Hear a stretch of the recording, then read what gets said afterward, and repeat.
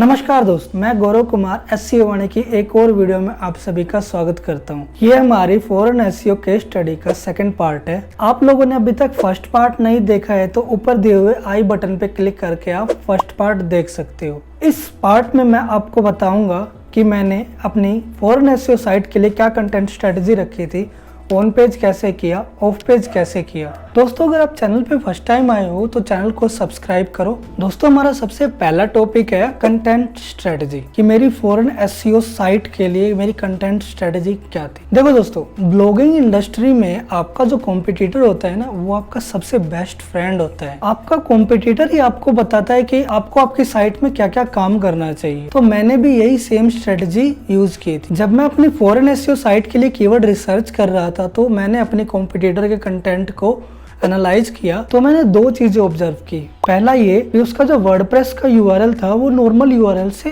अलग था, और दूसरा ये कि उसका जो फॉरेन एससीओ का कंटेंट था, सेम कंटेंट इंग्लिश लैंग्वेज में भी साइट पे था। तो अब मुझे ये पता था साइट पे क्या हो रहा है, बट कैसे हो रहा है वो पता करना था। तो उसके लिए मैंने गूगल किया और ये सर्च किया कि ऐसे कौन से टूल होते हैं जो वर्डप्रेस के कंटेंट को अदर लैंग्वेज में ट्रांसलेट भी कर देते हैं और साथ के साथ उसका यूआरएल भी चेंज कर देते हैं किसी और कंट्री के एक्सटेंशन के साथ। तो मैंने काफी टूल्स को एनालाइज किया और एनालाइज करने के बाद मुझे जो सबसे बेस्ट टूल मिला वो था gtranslate.io। अब मैं इसको बेस्ट क्यों कह रहा हूँ, इसके कुछ रीजंस है, आओ मैं आपको दिखाता हूँ। तो अब मुझे फॉरेन एसईओ करने के लिए जिस चीज की रिक्वायरमेंट थी किसी टूल में, वो ये सारी, तो वो ये gtranslate टूल प्रोवाइड कर रहा था। सबसे पहला ये था कि ये सभी लैंग्वेज को सपोर्ट करता था। दूसरा न्यूरल ट्रांसलेशन था, जिसका मतलब ये था कोई ये खुद ट्रांसलेट करता था। तीसरा ये था कि ये अनलिमिटेड वर्ड्स प्रोवाइड करता था, जिसमें कि आप कितना मर्जी ट्रांसलेट करो कंटेंट को, कोई दिक्कत नहीं है। उसके बाद सर्च इंजन इंडेक्सिंग, आपके जितने भी कंटेंट है वो सारे के सारे ऑटोमेटिकली इंडेक्स होंगे। अपने एडिट ट्रांसलेटेड कंटेंट को एडिट भी कर सकते हो, आप अपने यूआरएल को भी ट्रांसलेट कर सकते हो। आखिरी चीज जो थी इसमें लैंग्वेज होस्टिंग है। लैंग्वेज होस्टिंग का मतलब है कि आपने जितनी भी अलग अलग कंट्री में, आपने जितनी भी कंट्रीज में लैंग्वेज होस्ट कर रखी है उसके लिए एक अलग से होस्टिंग प्रोवाइड करेगा ये। अगर आप इसको लेना चाहो तो ले सकते हो, बट अगर आपकी होस्टिंग अच्छी है तो मैं इसको प्रेफर नहीं करूंगा कि आपको ये बाय करना चाहिए। अगर आप इसको बाय करोगे तो आपका कॉस्ट बढ़ के $39 के आसपास हो जाएगा। अब दोस्तों, मुझे टूल तो मिल गया था, बट टूल का जो कॉस्ट था वो 2500 से 2600 रुपए के बीच में था। बट उस टाइम पे मेरी अर्निंग इतनी नहीं थी कि मैं किसी टूल के लिए भी इतना पैसा लगा सकूं, क्योंकि मुझे अपनी साइट के कंटेंट के लिए भी पैसा देना पड़ रहा था, ऑफ पेज के लिए भी पैसा देना पड़ रहा था, होस्टिंग के मेंटेनेंस के लिए भी पैसा देना पड़ रहा था। तो उस टाइम पे पैसों की शॉर्टेज की वजह से मैंने एक आइडिया और लगाया, जो काम ये टूल ऑटोमेटिकली कर रहा है मैं उसको मैनुअली कर दूं। तो मैंने अपने राइटर को कीवर्ड दिया और उससे इंग्लिश में कंटेंट लिखवा के उसको गूगल ट्रांसलेट की हेल्प से ट्रांसलेट करके मैंने साइट पे पोस्ट कर दिया फॉरेन लैंग्वेज में। अब आपके माइंड में ना एक क्वेश्चन आ रहा होगा कि भाई आपने फॉरेन लैंग्वेज में भी कंटेंट डाल दिया और वो सेम कंटेंट इंग्लिश में भी था साइट पे, तो क्या इससे गूगल डुप्लीकेसी का एरर नहीं देगा आपको? बिल्कुल देगा, बट इसको रिजोल्व करने के लिए एक सॉल्यूशन है। वो ये है कि आपको क्या करना है कि जो आपका फॉरेन लैंग्वेज का कंटेंट है उसको वर्डप्रेस में ओपन करो, एडिट वाले सेक्शन पे जाओ और वहाँ पे जो एसईओ का एडिट ऑप्शन होगा वहाँ पे आपको कैनोनिकलाइजेशन पे क्लिक करना है और फॉरेन एसईओ का जो यूआरएल है वो वहाँ पे आप डाल दो। तो इससे गूगल को ये साइन जाएगा जो इंग्लिश लैंग्वेज वाला कंटेंट है और जो फॉरेन लैंग्वेज वाला कंटेंट है वो दोनों अलग अलग है। अब मैं आपको एक मजे की बात बताता हूँ। जो फॉरेन एसईओ का कंटेंट मैंने अपनी साइट पे डाला था मैनुअली, उस कंटेंट को जब मैंने सर्च कंसोल में 15 डेज के बाद चेक किया तो मैं उसको देख के हैरान रह गया। 15 दिन पहले मैंने किसी कंटेंट को डाला था और उस पे 100+ क्लिक्स आ गए थे। तो ये मेरे लिए सच में बहुत हैरानी की बात थी। तो मैंने यही स्ट्रेटेजी का यूज करते हुए कुछ और आर्टिकल्स मैंने साइट पे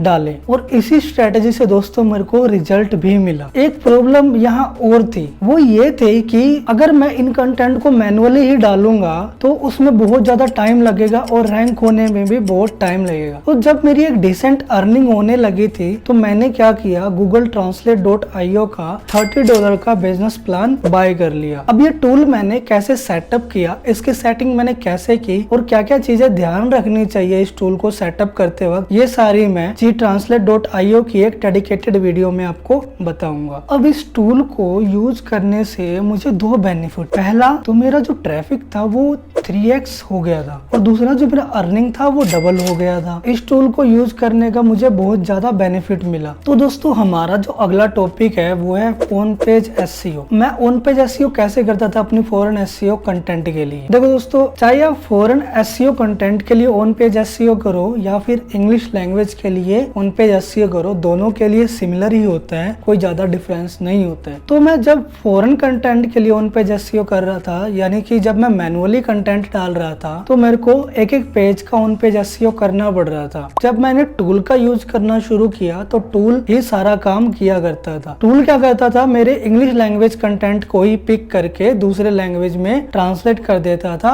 उसी ऑन पेज एसईओ के साथ। तो दोस्तों हमारा जो फाइनल टॉपिक है वो है ऑफ पेज स्ट्रेटजी। मेरी फॉरेन एसईओ साइट के लिए ऑफ पेज स्ट्रेटजी क्या थी। दोस्तों मैंने आपको ना पहले पार्ट में बताया था कि मेरी जो साइट थी वो शुरू से एक फॉरेन एसईओ साइट नहीं थी, ये एक इंग्लिश वेबसाइट थी। क्योंकि मैं 2018 से एसईओ कर रहा था तो मुझे एक आइडिया हो गया था कि साइट की अथॉरिटी कैसे बिल्ड करते हैं, उसकी ब्रांडिंग पे कैसे काम करते हैं और उसके बैकलिंक्स और किस टाइप के बैकलिंक्स पे काम करते हैं। तो दोस्तों अब मैं आपको कुछ पॉइंट्स बताऊंगा जो कि मैंने अपनी ऑफ पेज स्ट्रेटजी में यूज की थी अपनी फॉरेन साइट को ग्रो करने के लिए। और ये स्ट्रेटजी आप इंग्लिश वेबसाइट और फॉरेन एसईओ साइट दोनों में यूज कर सकते हो। दोस्तों मेरी जो साइट थी ना वो एक मल्टी नीच साइट थी, तो मेरा जो मेन गोल था वो साइट की अथॉरिटी और ब्रांडिंग करना था। तो इसके लिए मैंने क्या किया, जितने भी मल्टी नीच साइट थी उन सभी को एनालाइज किया कि वो अपनी साइट के ब्रांडिंग और अथॉरिटी पे क्या काम कर रहे हैं। दोस्तों मैंने इसी पैटर्न को फॉलो करते हुए अपनी साइट के इनिशियल डेज में, यानी इनिशियल डेज का मतलब है कि 2020 में जब मैंने साइट स्टार्ट की थी, साइट की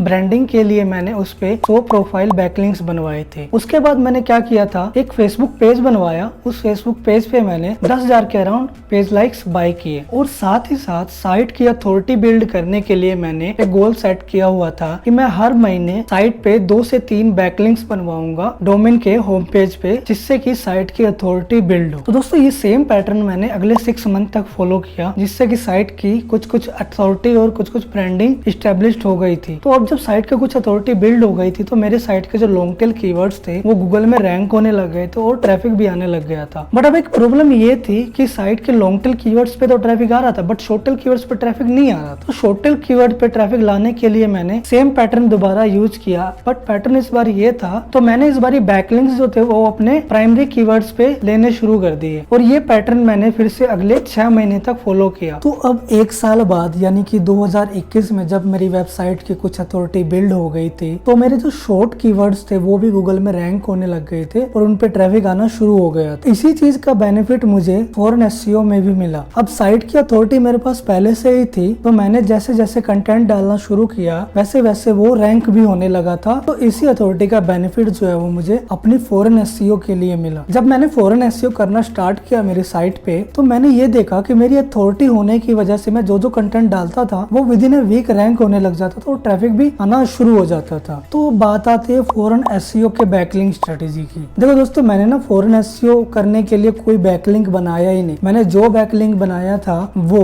इंग्लिश कंटेंट के लिए बनाया और डोमेन की अथॉरिटी बिल्ड करने के लिए बनाया था। उसके अलावा मैंने कोई बैकलिंक ही नहीं बनाया। तो आप ये स्ट्रेटेजी जो है ना वो दोनों टाइप की साइट में कर सकते हो, चाहे वो आप इंग्लिश साइट बना रहे हो चाहे आप फॉरेन डेडिकेटेड साइट बना रहे हो, आप दोनों साइट की वेबसाइट में ये ऑफ पेज स्ट्रेटेजी यूज कर सकते हो। दोस्तों अब मैं आपको ऑफ पेज एसईओ स्ट्रेटेजी की एक टिप देता हूँ। जब भी दोस्तों आप ऑफ पेज एसईओ स्ट्रेटेजी करो तो हमेशा इस चीज पे फोकस करो कि साइट की ब्रांडिंग और साइट की अथॉरिटी पे कैसे काम किया जाए। आप जितना ज्यादा गूगल को ये बताओगे कि आप एक रियल सोर्स ऑफ इंफॉर्मेशन हो, उतना ज्यादा गूगल आप पे ट्रस्ट करेगा और जितना ज्यादा आपका ट्रस्ट बिल्ड होगा गूगल में आपकी अथॉरिटी उतनी ज्यादा बिल्ड होगी और उतनी जल्दी आपको ट्रैफिक मिलेगा। तो आपको हमेशा क्वालिटी बैकलिंक्स पे ही फोकस करना है, हमेशा मैनुअल आउटरीच करनी है बैकलिंक्स के लिए। ये फाइवर या अपवर्क से जो आप बैकलिंक्स लेते हो ये काम नहीं करती। मैंने काफी ट्राई किया इन सारी चीजों को, सभी के सभी जो है वो यूजलेस है। हाँ, आप लिंक डाइवर्सिफिकेशन के लिए कुछ बैकलिंक्स ले सकते हो, जैसे फोरम बैकलिंक ले लिया, कुछ कमेंट बैकलिंक ले लिए,